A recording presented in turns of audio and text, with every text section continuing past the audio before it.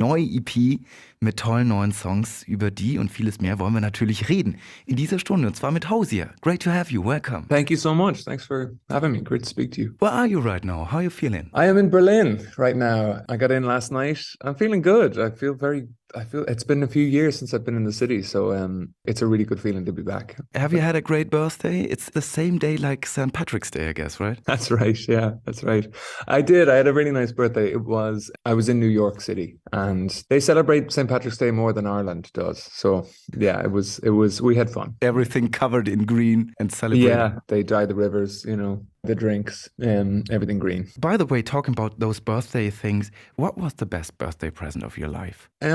I'm not, the older I get, I'm not very good with birthdays. I'm not, but I have to say this was a really nice, this is the first, I feel like this was the first time I've released music on my birthday. So Yeah. it was, and after so many quiet years, after the pandemic, after taking a break, I have to say that was a gift, because it is a gift. It's a gift to release music and share it with the world. So, and that was, I enjoyed that. Most happy with those birthdays where the birthday kid makes the presents to us, because Eat Your Young is such a great EP and we totally enjoy it. And that's what we're gonna do zusammen mit Hozier. Ich freue mich sehr, dass da ist.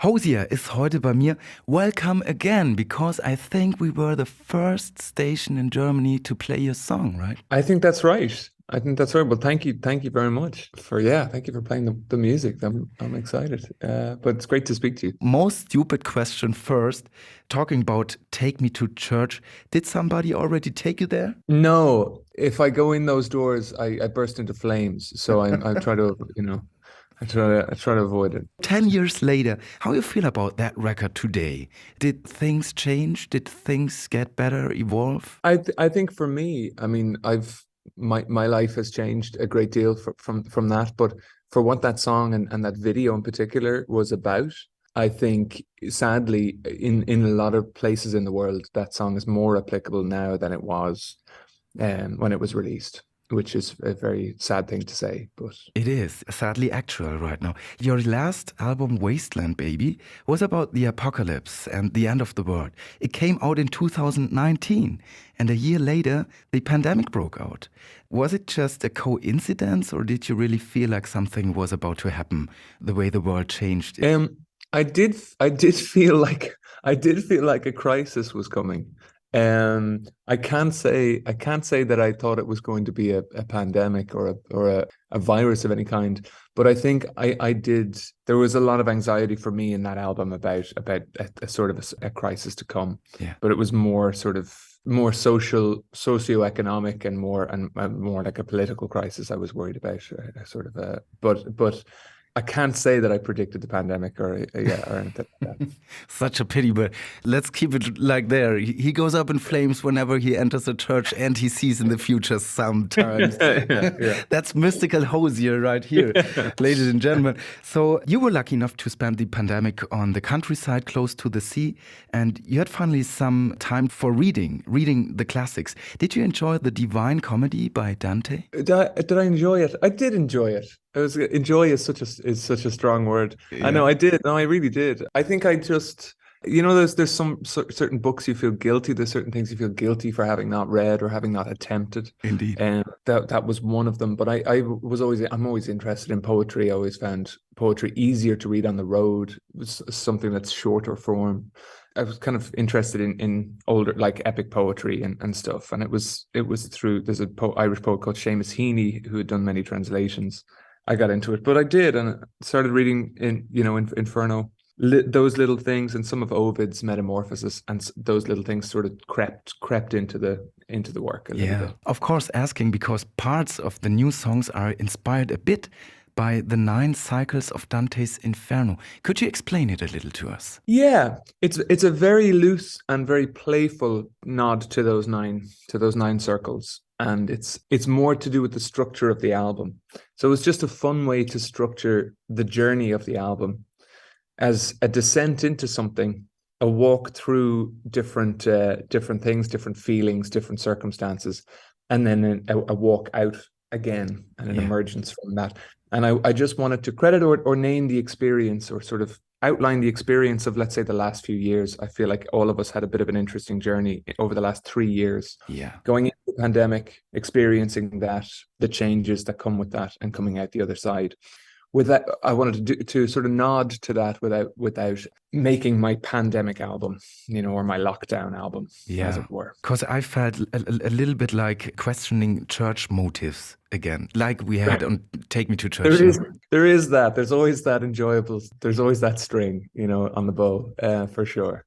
Which is, yeah. And I suppose in a lot of ways, what Dante, many of the things he said, especially for its time, was very radical. Yeah. Populating hell with popes and describing how they're burning face down in the earth was quite radical for its time. For Absolutely. Sure.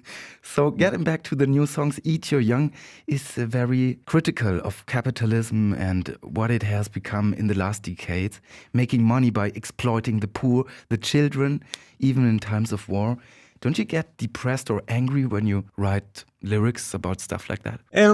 I think I think the writing is the relief from the anger and depression. Yeah. I think you write the music and enjoy it, and that keeps you from being angry and depressed. So it's the other way around. Maybe the other way around. Yeah.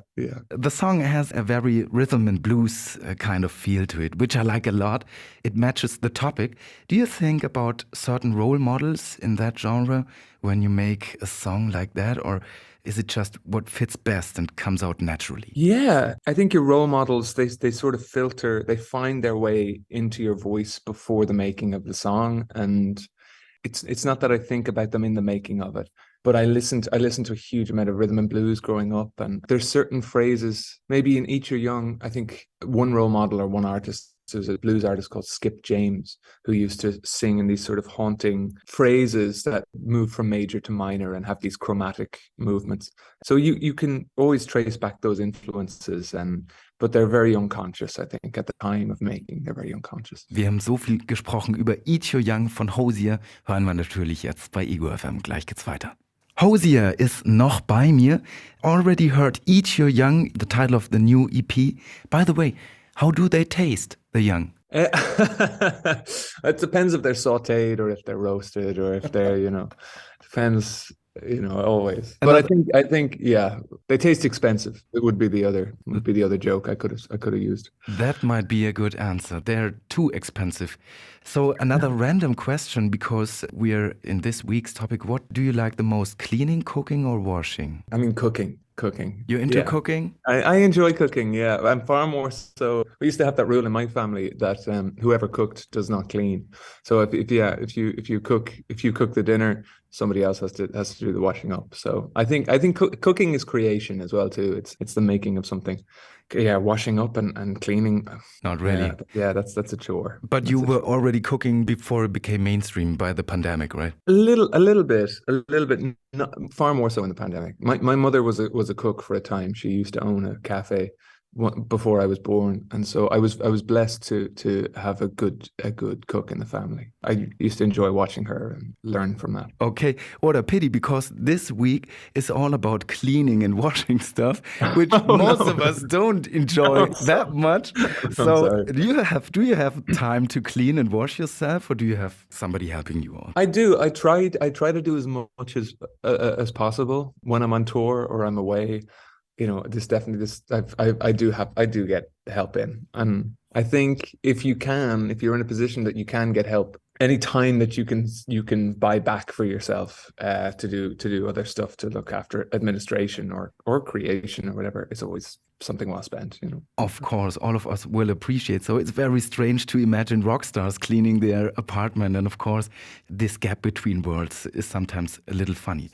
Let's talk about the new record. There's a new record supposed to come. Can you already tell us about that? Yeah, so I think I'll be releasing a song in another few weeks, so quite soon, which is one more song from the album, but the album itself, will be about 17 songs, that will be out in late summer. I don't know if I'm allowed how specific I can get, but it'll be out in a couple of months. I'm fine with anything you tell me. So can you tell us in like 3 words what we can expect from the new record? In 3 words? You're also allowed to use 5 words. Okay. Um, a journey in 17 parts. I take it. We're gonna follow you on this journey. So for now, we want to hear another song from the new EP. You get to pick one. All Things End, maybe. It's a nice place to go from Eat Your Young. Could you put it in context for Yes, us? yeah.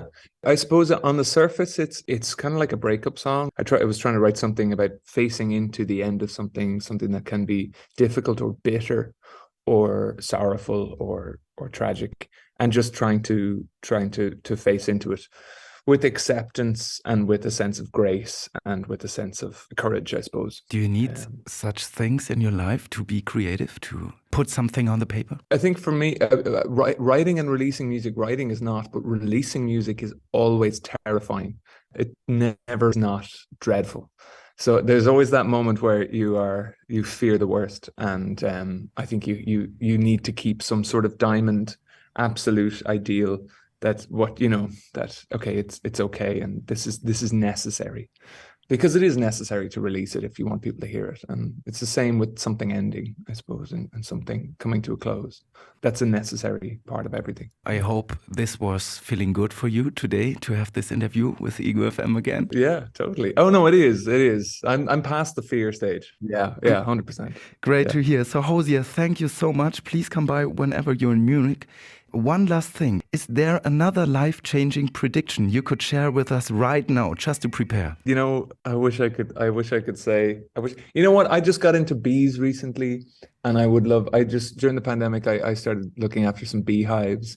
I'm going to start growing more of my own vegetables, Oh, wow. and I might start keeping chickens. And I don't know, I think invest in community, grassroots community allotments. That's what I would say. So maybe there's new stuff at the merch soon. Like Yeah, Hozier honey. We'll get there. Exactly. Hozier honeybees, send me some as soon as they're ready. So much love, and thanks for the new music, and thanks for the interview. Thank you. Thank you very much. It was great to talk to you today. Thank you, Max.